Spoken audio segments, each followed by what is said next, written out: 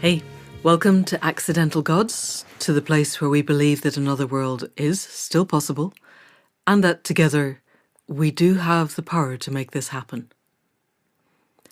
So, by now, I hope you're familiar with our concept that evolution happens under moments of intense pressure, and that the next evolutionary step for humanity could be one of consciousness consciously chosen.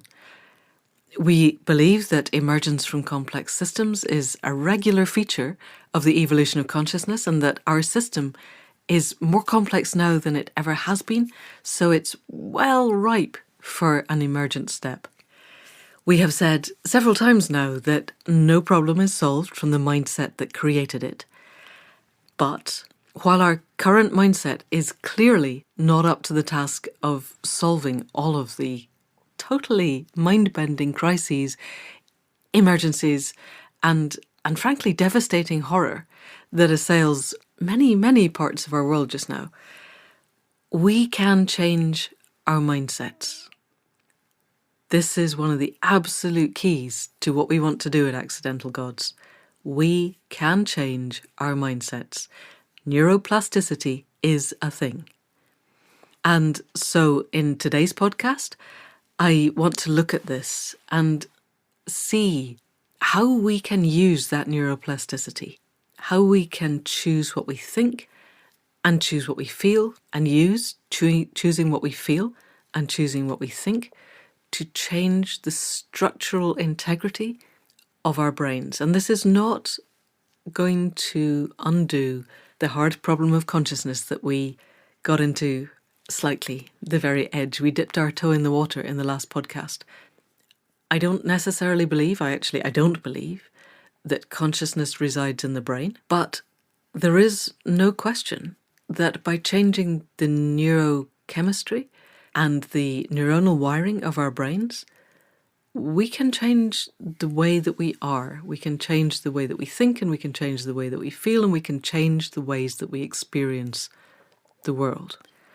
So if we want to be the best that we can be, and frankly, I think our times call for that, nothing less is good enough now, then part of the quest for that is understanding how we work, and using the understanding of that, using the feedback mechanisms that we can get, using the cycles and the processes that we understand now to help us to hone our capacities to be the best that we can be, and then to see what is the better that collectively we could become. So I want to start by looking at the absolute core principle. So I want to start by looking at one of the absolute core principles of neuroplasticity. This is Hebb's postulate, or Hebbian plasticity, after a guy called Donald Hebb, who proposed it way back in the 1940s, which is frankly little short of miraculous given the kind of equipment they had or didn't have at the time. This is what he wrote. The general idea is an old one, that any two cells or systems of cells that are repeatedly active at the same time will tend to become associated so that activity in one facilitates activity in the other. When one cell repeatedly assists in firing another, the axon of the first cell develops synaptic knobs, or enlarges them if they already exist, in contact with the soma of the second cell. And yes, that's neurogeek speak, and I love it, and very possibly you don't, which is fine, because we have broken this down a long time ago to a much more digestible, memorable, and frankly comprehensible aphorism. And this is the one I want you to take on board. It says, "What fires together, wires together." We're going to say that again because I really want you to take this one home. What fires together, wires together. This is really crucial. And it's relatively speaking only just beginning to come into modern parlance. There's a thing that it seems to take about a century for scientific stuff to filter into the mainstream. So there are people out there who still seem to think that Freud is the apex of modern psychology, which is quite scary. It's the reason that our politicians are running at least a century behind in their thinking, because they are the last ones to get on board with anything that actually makes us different.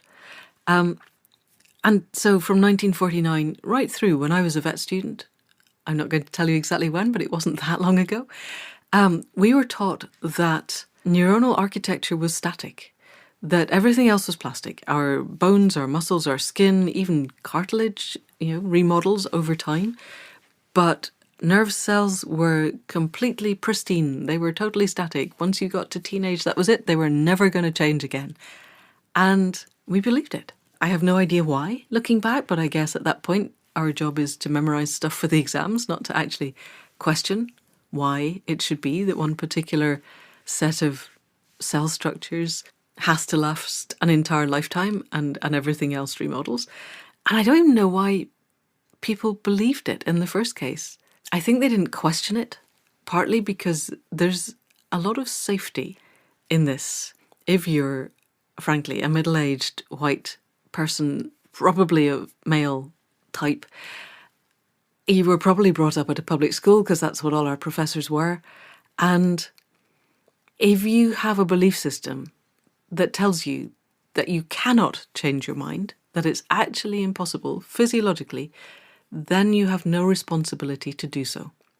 The obverse of that is that now we know that we can change our minds, then I think we do have a responsibility to endeavour to change them. So in the changing of this, we want to look a little bit more at neuroscience and how it works. But before we even go into that, I want us to be clear that this is what we might call Neuroscience 101. This is like when we learned physics back at school for, in my case, O grades. I am that old. Yours probably GCSEs or O levels or whatever you do down in England in school these days.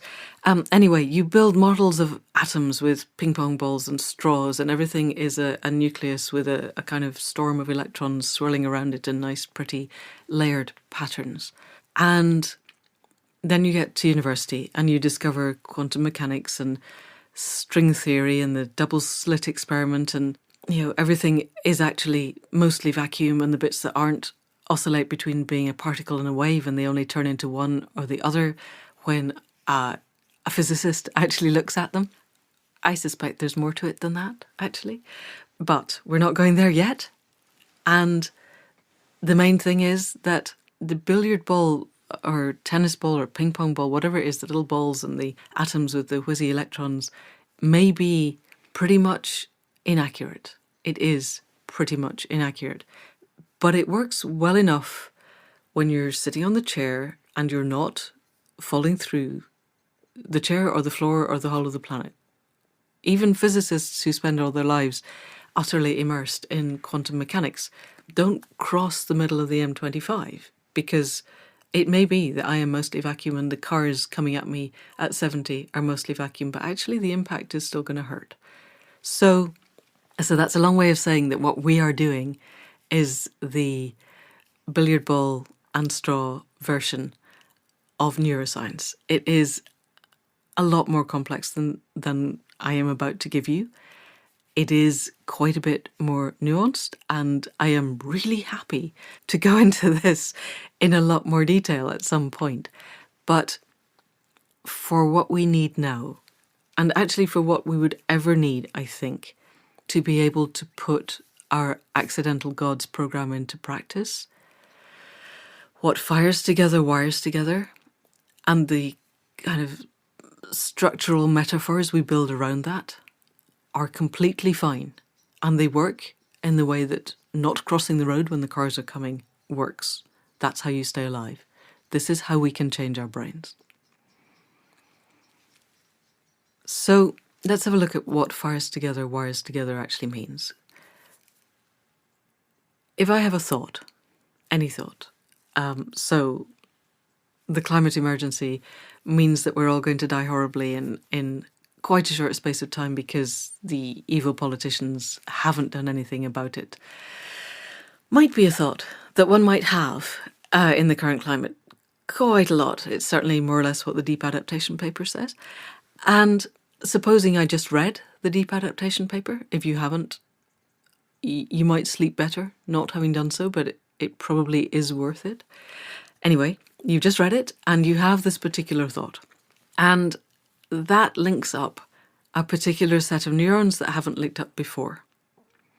And as Heb said, the first time they link up fairly weakly. The neurochemical connections between them are transient.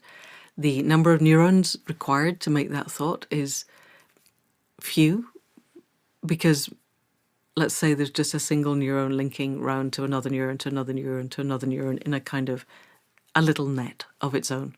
But it's small and it's weak and it's transient. But it creates a particular emotional charge, in this case, fear, but also a bit of self-righteousness and despair and things that are probably quite familiar. And they have a charge. It may be that we register that charge as, I don't really like this, but it is a blip of feeling. And we are feeling beings, and a blip of feeling is better than no feeling at all. And so it might well be that tomorrow I come back to that pattern and I have that thought again.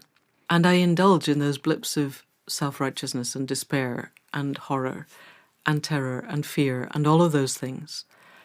And what fires together wires together. Everything has just fired again. And it's wired that little bit more strongly.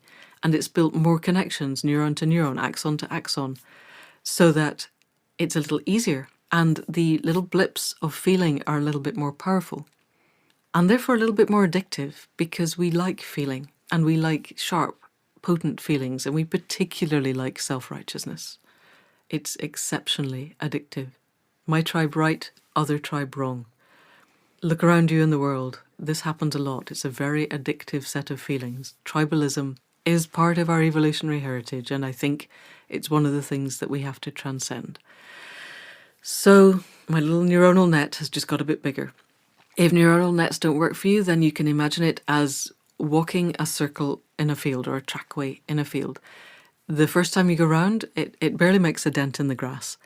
But if you go back tomorrow and tomorrow and tomorrow and maybe many times tomorrow, in the end you've got a big, deep, wide path, and it's really easy to go on. If you go up the hills behind my house, there are sheep tracks and there are deer tracks, and they are tracks that at one point a deer or a sheep went along and you could barely see that it was there. But many generations of deer and sheep later, these are fairly obvious tracks on the hill because we like taking tracks. It's better than moving on to open ground.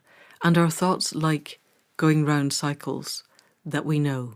It's easy, it's faster, it's very familiar, and it gives us the emotions that we have come to know, and that whether we think we enjoy them or not, there's a bit of the deep recesses of our brain that does like them. So what we want to do, if we want to not keep going and keep wiring that piece together as it wires and fires and fires and wires, is gain a sense of ourself such that we can step off that track, which means we need to be able to see it coming, which means we need to have the capacity to see our thoughts and our feelings. And one of the things that we want to become aware of is the balance between our thoughts and our feelings, or our conscious and what I would like to call our underconscious, because subconscious and unconscious all have connotations beyond this. So one of the other real keys of neuroscience is that every decision we make, every single one, is made at the level of our midbrains and our brainstems first, our amygdala, our thalamus, our hypothalamus. The bits of us that react so much faster than our thinking minds. So our amygdala can process stuff at the rate of 10 milliseconds. And it takes our cerebral cortex 120 milliseconds. And a not very large number of milliseconds and another not very large number of milliseconds does not sound that different. But 10 to 120 is the difference between an hour and a day, or a day and a fortnight, or a month and a year. It's huge. If we have the metaphor of my cerebral cortex is my crazy old uncle in the attic and my amygdala is the teenager downstairs, then This is the teenager noticing that somebody has just moved in next door, going and having a look over the fence, deciding we don't like their pheromones, or whatever, their colour, their shape of their hair, the colour of their eyes, the sound of their voices, come back in, and we have planted the barbed wire and the machine gun emplacements and set out everything to get rid of these people, and got rid of them before crazy uncle in the attic has even kind of wandered downstairs and goes, did somebody move in next door? And the teenager downstairs is going, yeah, and they're really bad to their cats. We don't like them. They're horrible to cats. And crazy uncle in the attic goes up and starts firing off Facebook messages and tweets about how terrible these people are to their cats. And it doesn't matter if the whole of the rest of the neighbourhood comes back and goes, they don't actually have any cats. Or actually they run a cat sanctuary. They're really nice to their cats and they feed them and they look after them and they have baskets of kittens. And they're gorgeous because the bit that's made the decisions has made its decision, and it gives the excuses to the crazy uncle in the attic, which is the bit of us that thinks. All of the work that has ever been done shows that we make our decisions at the level of our amygdala, and then we layer over it what we call post hoc rationalization. We feed ourselves the excuses that give us a chance to be self-righteous about the decisions that our amygdalas have already made. And this is from where to live, to what clothes to buy, to whether we cycle to work or drive to work, to what car we buy, to what partners we make, to what political parties we follow, to what programs we pick up on the internet. And I think if we are going to become the best that we can be, at the very least, we need to be able to see the processes of our amygdalas and our midbrains, and perhaps be able to at least enter into dialogue with them. It may not prove to be possible to override them, but I don't think that's true. I think it is. We'll go into why in another podcast, because this would be a very deep and long rabbit hole. Ask me about it in a webinar. I would really like to be able to go into this, but this is not the place or the time, or this podcast will get too long. We need to be able to see the process of this happening. So I have another image for you, which is the image of a lava lamp. And I have discovered that lava lamps are back, that you don't have to be of a certain age, born in a particular part of last century for a lava lamp to make sense. So imagine a lava lamp.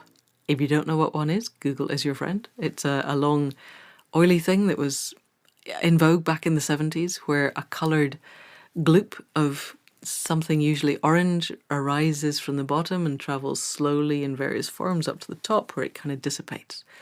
So imagine a very short lava lamp. Imagine a very short lava lamp with a very big gloop of orange stuff from the bottom that comes up very fast and hits the top and bursts. And it's quite messy and not much fun to watch.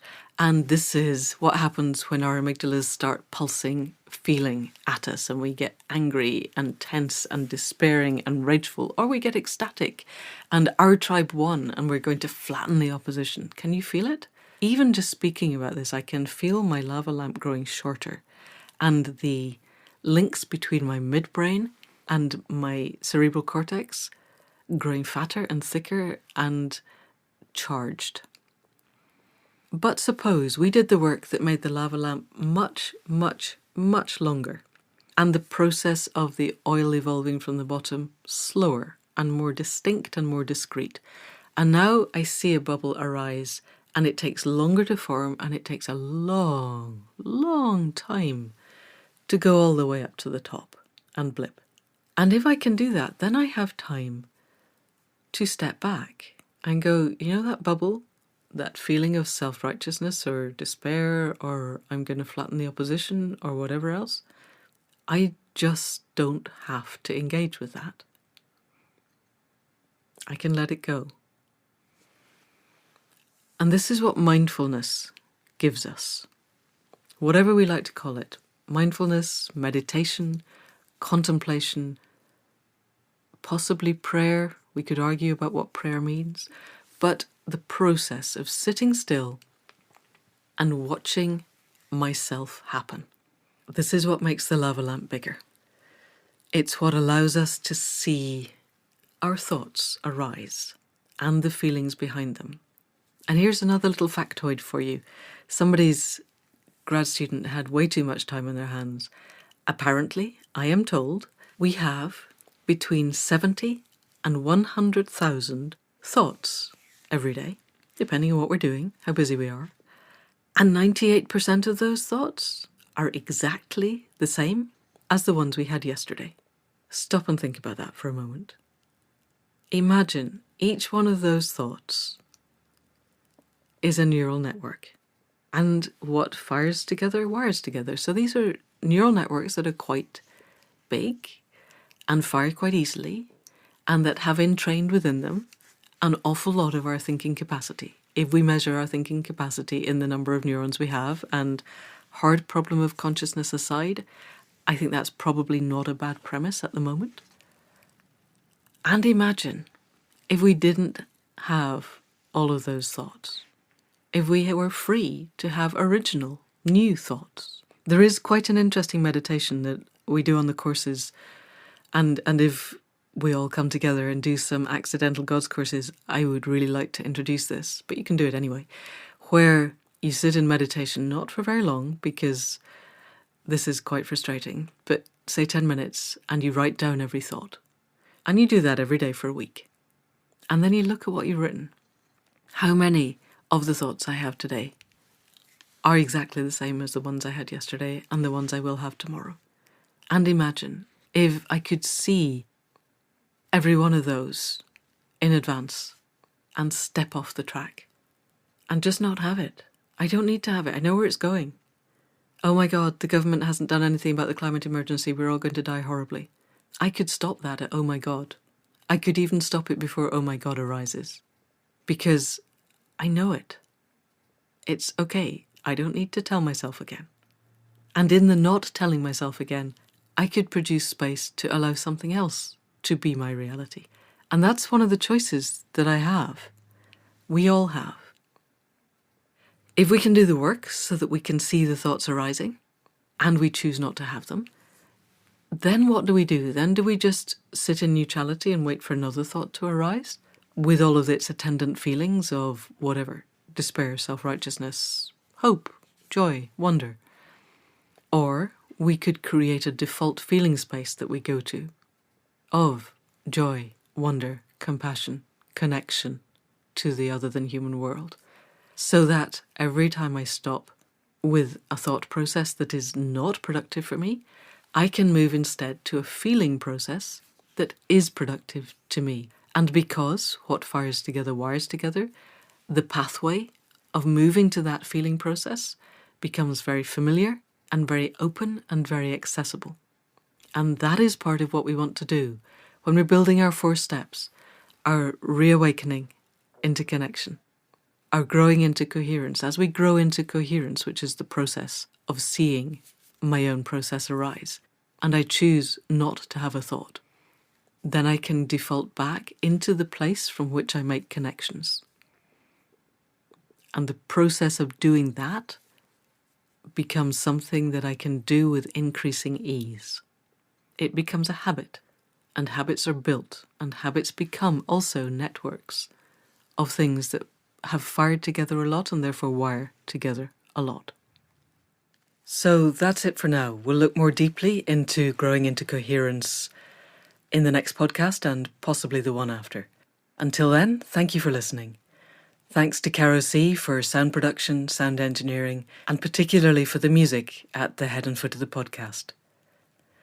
Thanks to Faith Tilleray for being the other half of everything, for all of the techno stuff, for the website, and for keeping it all together.